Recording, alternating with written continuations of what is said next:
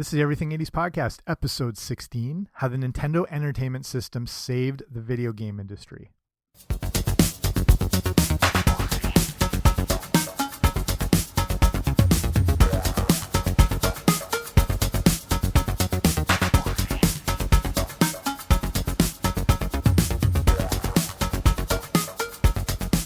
Hey guys, what's happening? Welcome back to the Everything 80s Podcast, brought to you by everything80spodcast.com. I'm Jamie. Thanks for coming on out today. And everyone knows Nintendo's the biggest video game company and business in the world, but it did have to get to that point, and it follows out of, if this is new to you, there was what's called the Great Video Game Crash of 1983. And what that taught us is that nothing is always a sure thing. This is to do with Atari, and Atari probably thought they would be in it for the long haul, but they were wrong. The industry went belly up. We'll get into this whole thing. But a new upstart company in the mid-'80s, obviously called Nintendo, helped to kind of turn the whole video game industry around. And obviously, you know it as an 8-bit video game system. It came out in 1985. Originally started in Japan in 83 as the Famicom, but the Nintendo Entertainment System, or the NES as it would be known, would revitalize and sort of give rebirth to a whole new generation of video games and become the best-selling console of all time. And that's what this whole episode will cover. It goes all the way back to the 1800s. It's pretty crazy, the whole story. But before we start, if you haven't already, make sure you subscribe wherever you find your podcasts. I should be there. Okay, let's do this. So to make this personal, I mean, if there's one memory I have that's distinctive from growing up, it was the first day I beat the original Mario Brothers game. I don't know if this was the same thing to you. After many failed attempts at trying to get past Bowser on that bridge, finally timed my run perfectly, got under him to beat level 8-4. I didn't have the flower power up. I wasn't even big. I was on my one last shot. It was a pretty euphoric experience. You probably had the same thing the first time you beat it. It's like almost like an out of body experience. I felt like I was watching myself. But this was months after first getting the new Nintendo Entertainment System, the Christmas of 1986.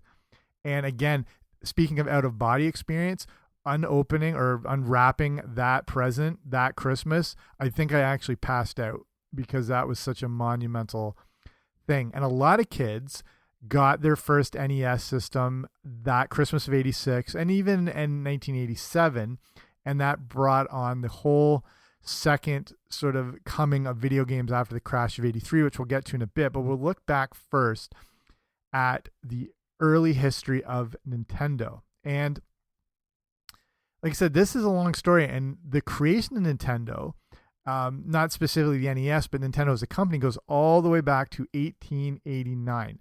And Nintendo started out as a Japanese trading card company in Kyoto, Japan, founded by Fusajiro Yamauchi, which is probably wrong, but close enough, I hope. And he founded it in September of 1889. They were a trading card company, and the trading cards they did were called Hanafuda, meaning flower cards, and you could play a number of different games with them. It's kind of a form of gambling, and it had been used like that for a while, and it was just a way to sort of commercially make them. If you ever wonder why there's the flower power-up in Mario and the ability to throw fireballs, that's where it comes from, this Hanafuda game.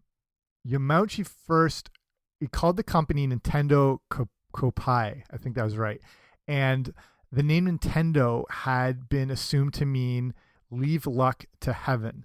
And that's, with a gambling-based game, it was a pretty appropriate name. So he retired from the company in 1929, and his son-in-law took over the business. The company would have a name change and was now called Nintendo Yamauchi Limited. So the early cards they made, they were actually handmade, and they were printed on bark. That's how old back this goes. But, the company grows and develops, and these cards are popular. And they actually become one of the first companies, actually the first company in Japan to make cards out of plastic in 1953. The big thing is in 1959, they make a deal with Disney to start printing Disney characters on the Nintendo trading cards. So this tie-in was a big success. So Nintendo sold, were we at 600,000 packs just in 1 year. And at this point, they decided to do a full name change again. They were starting to call themselves the Nintendo Trading Card Company, but they dropped all that in 1963 and just called themselves Nintendo. So now they start branching out a bit. They start adding in other types of products over the years, including, believe it or not, things like vacuum cleaners. They tried everything just to see kind of what would stick. And everything was failing. Like, the cards were obviously a success, but they wanted to branch out. Everything's failing until they start making toys, specifically electronic toys. So it was hard, though, for Nintendo to exist in the Japanese toy market against the huge toy companies of the day. But they created this mechanical arm. It was called the Ultra Hand. And it was just sort of this, this remote control grabbing arm robotic extension sort of thing. Whatever, this thing was a huge hit, and it would end up selling over 1 million copies. So Nintendo wanted to just keep making electronic versions of this, like, Ultra Hand toy, or this arm, and just different variations or anything electronic. So they started bringing on a whole bunch more of engineers just to see what they could come up with.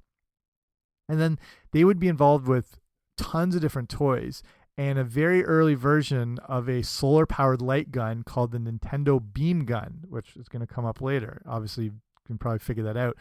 So it's moving along here. Now it's in 1972, and they actually start entering into the video game market with their involvement in the creation of the old Magnavox Odyssey, which was technically the first commercially available video game console. This you probably think of like Pong or ColecoVision. The Odyssey predates all that. And you might have owned one. I don't know. Not a lot of people actually had one of these things. So I'm going to assume most people who are listening didn't. But it included one interesting addition, a light gun accessory that was provided by Nintendo. So Nintendo's seeing there's something to this whole video game thing. And they want to start creating their own actual games that you could do, you could use at home or for arcades, which were now very, very popular. So in 1977, they released the Color TV Game 6 and the Color TV Game 15. So these two things both indicated how many games they included. The 6 of the 6, 15 had 15 games. And that was one of their first introductions into trying to crack into this video game market. They dabbled in arcade games, and they were actually involved with the monumental Donkey Kong, which would play a huge part in the whole Nintendo story by basically bringing us the character of a plumber named Mario. So this brings us now into the Famicom. So it's 1980, and Nintendo's now starting to produce some more handheld games. They called them Game Watch, and it's just a simple, you've probably picked up a version of this over the years or seen one of them. Basically a simple little digital game that also contained a clock and an alarm clock. Just, rudimentary graphics, but like whatever, they're kind of fun.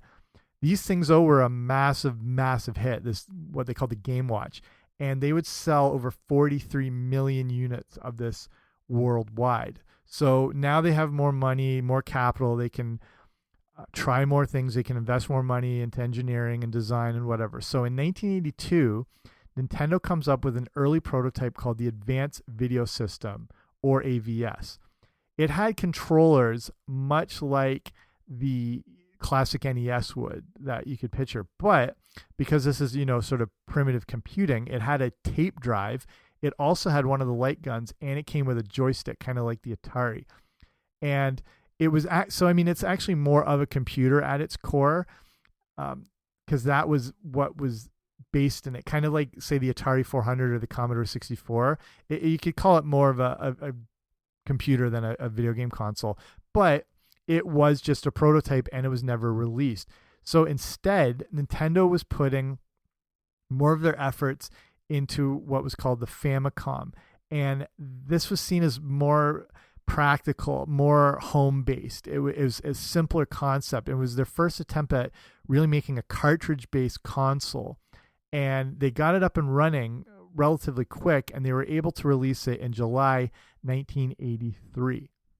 I recommend, before I go on, I recommend checking out the show notes for this episode. So that's the full blog on this thing, and it's got lots of different images and pictures, and you can see these early versions in the old Famicom and everything. So that's everything80spodcast.com/16. If you're listening like on YouTube, there should be a link down below, just so you can get more of an idea of just sort of the progression and the development of this whole thing.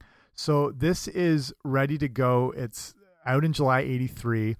Famicom was short for Family Computer, and it was originally planned to be a 16-bit system with full computer function, including a keyboard and a floppy disk, which if you're a kid, ask your parent what a floppy disk is. So the Famicom itself was hugely influenced by ColecoVision, and the original cartridges were designed to be really small. Like I'm assuming you know what a Nintendo cartridge looks like. In case you're younger, again, you have to like ask your parents on this one, but they wanted the original cartridges to be the size of a cassette tape. And this was seen as possibly too flimsy for the electronic components inside. So in order to protect them, the cartridge became twice the size. So that's getting more into what you can picture. The inspiration for the controllers came from that familiar Game Watch system too. So I mean, go on the show notes here so you can just see like all these different things, and you can see early Nintendo in like the Game Watch or whatever. And they used that because that was such a successful unit that people would be more familiar with it. It would be very easy for them to adapt to it. So the Famicom was first released in Japan, and it came with Popeye, Donkey Kong, and Donkey Kong Jr. And it was actually kind of slow to sell, as it had some bad hardware right out of the gate, and that was pushing people away. But they took a risk. Well, they kind of had no choice, but they did a major recall. So along with a new motherboard and the entire recall, it fixed the whole problem and made it become the best-selling console in Japan by the end of 1984. So now you got to get this thing to North America. So, I mean, the Famicom's a huge hit in Japan, but was it going to cross over to America and Canada and everywhere else? So Nintendo actually wasn't entirely sure, and they planned originally to partner with Atari and release the Famicom as the Nintendo Advanced Video Gaming System. So everything looked good, but a bit of a hiccup would happen at the 1983 Consumer Electronics Show. So the deal was going to be finalized at CES 83, but Atari discovered that at the show, its competitor Coleco was illegally demonstrating its Coleco Atom computer, which was playing a Donkey Kong video game. So this causes a massive issue, and it was a violation of Atari's exclusive license with Nintendo to publish the game with its own system. So this ended up delaying the marketing contract Atari had with Nintendo. They couldn't promote the new console. Basically, the whole deal goes to crap, and Nintendo's just like, screw it, we're going to market this thing on our own. Like Atari was obviously the juggernaut of all video games up to that point. So they wanted to partner, and they knew how to promote it. They knew how to promote it in North America, but this whole CES show screwed up everything, and Nintendo just like, okay, we'll go our own way here. So it took a while to get the Famicom ready for release in the States, as Nintendo, they had no idea what to include with it. They didn't even know what to actually call it. And going into 1985, they were planning to call it the Advanced Video Entertainment System, or just AVS. And there was still concerns by those who had been associated with video games that it was a bad idea to try and get the video game market going again. Like I said, listen to my episode on the ET video game. If you're listening on, I assume, a phone of some sort, or wherever, if you're on Apple Podcasts or Spotify, just go back and look. It's like, I think the 5th or 6th episode on the ET Atari video game, which is seen as partly responsible for bringing down the entire video game industry, which was kind of like on thin ice at that point. But basically, the whole market collapsed, and it went from making billions down to like 100 million. And Atari, which was on top of the world, was basically bankrupt by the end of 1984, and then it was broken up and sold off. And so toy manufacturers it seems so funny to think that this was a thing. Toy manufacturers wanted nothing to do with video games. Companies like Mattel and Hasbro had been so burned that they just didn't want to invest, and it was a risk for Nintendo to launch something. It had only been 2 years since this video game crash happened, and it was thought by a lot of manufacturers and companies that Nintendo was entering into a market that had basically virtually disappeared. So this brings us, though, to the 1985 Consumer Electronics Show. And 85 is a great year. You got Back to the Future coming out, and all that stuff. But because of that year's CES, Nintendo is finally able to unveil the Famicom to the United States. They gave it a new design. They gave it an easier to use cartridge slot. And it also made a few interesting tweaks. It switched up the top loading feature from the original version. If you picture like a Super Nintendo or anything that would load from the top, that was how the Famicom was set up. But they thought they needed to make it look more familiar, and they wanted it to be similar to a VCR. The VCR's popularity has been growing like wildfire. And check my other episode out. I think it's episode 3 on VHS versus beta and the creation of the VCR. This is mid-85, and the VCR is everywhere now. And Nintendo thought that it would be a good way to differentiate themselves from other consoles by having the front loading feature for the cartridge, just like a VCR.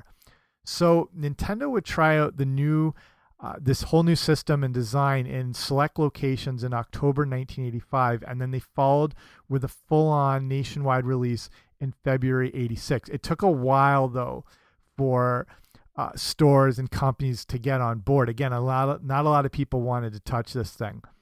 But by September of 86, it was now in stores nationwide. And that's a very important time, obviously, as you're going into the Christmas season.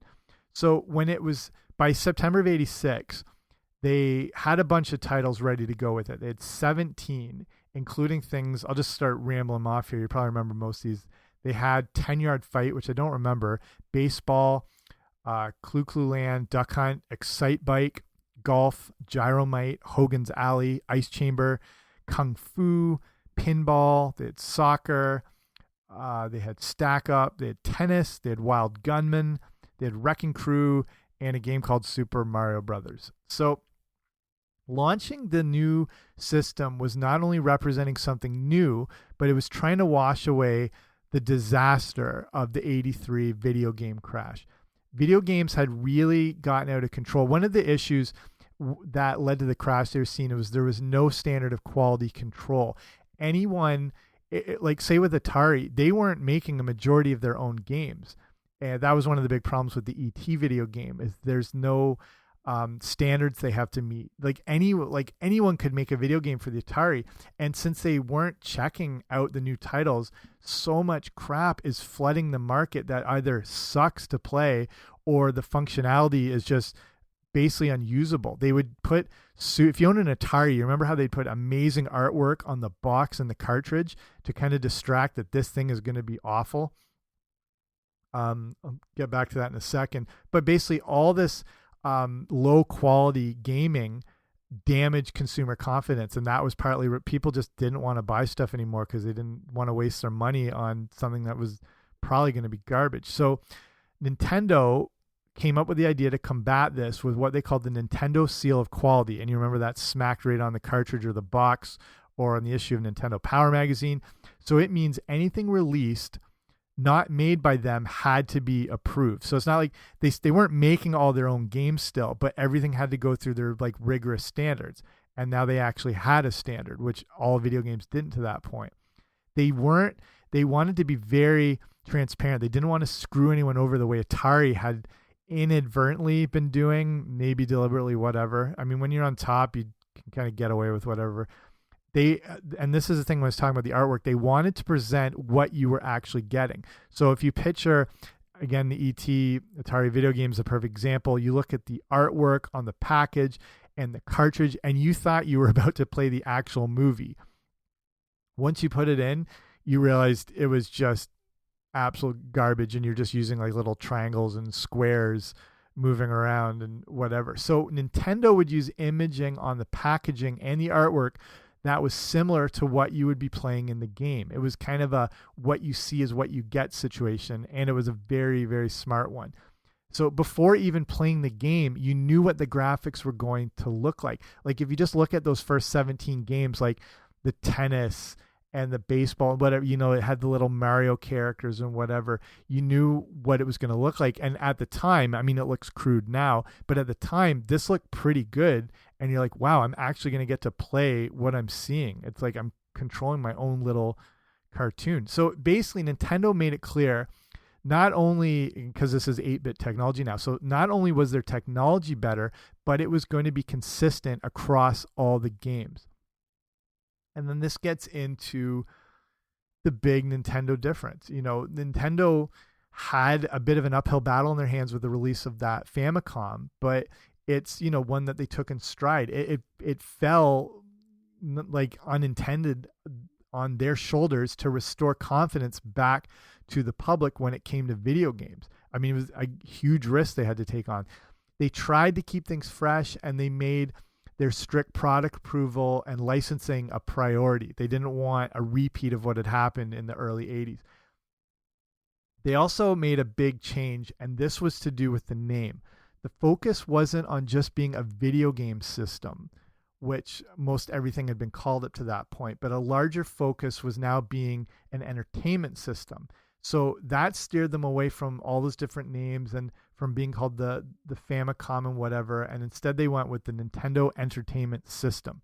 So they're changing up the culture and sort of the vernacular here. The machine itself is now referred to as a console instead of a control deck. And they actually distanced themselves from the use of the word video game, if you notice. And instead you were using game packs when you're buying something or to play. This was very strategic as it gave them more traction to sell their new system in stores. And they also went full on with making sure no outside games could be used with the NES. So to deter production of crappy knockoff games, they came up with what was called the 10 NES lockout chip. And this was a system that ensured the game packs would match with the consoles. There could be no copying, no knockoff games, nothing that you could buy out of a trunk of a car in a Walmart parking lot.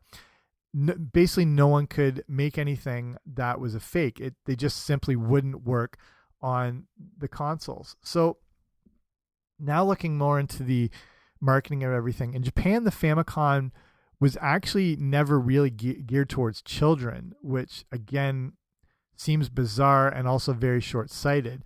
Nintendo of America was going to capitalize on the huge youth market who had already developed a taste for video games with Atari, and they wanted more.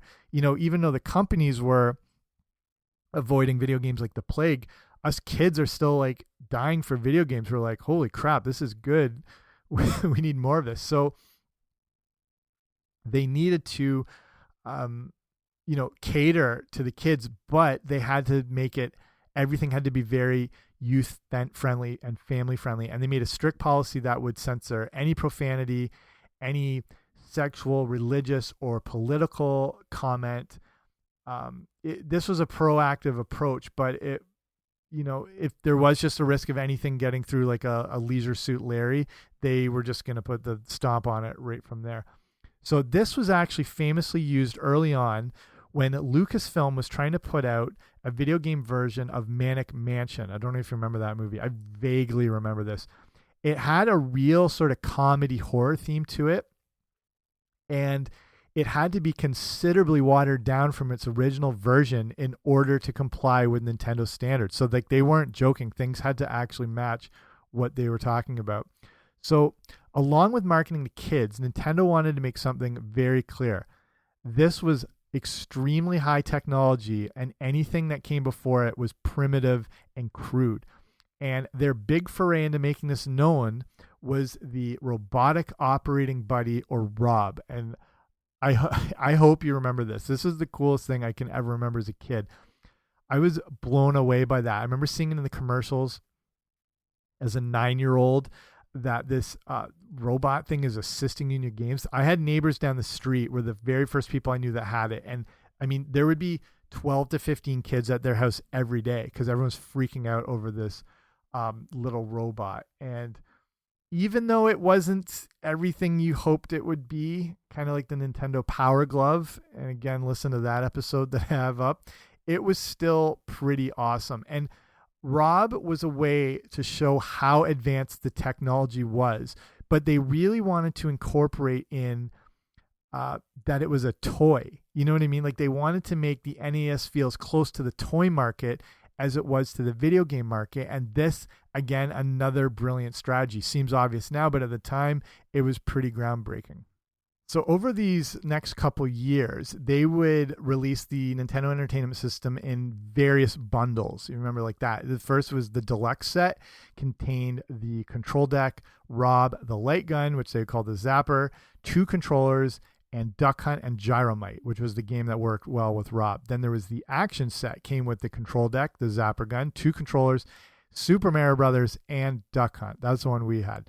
The power set came with the console, 2 controllers, the Zapper gun, the power pad. Do you remember the power pad that you would run on? And had 3 games, Mario, Duck Hunt, and World Class Track Meet. Then there was the basic set. That was either $89.99 for just the console or $99.99 for the console and Mario Brothers.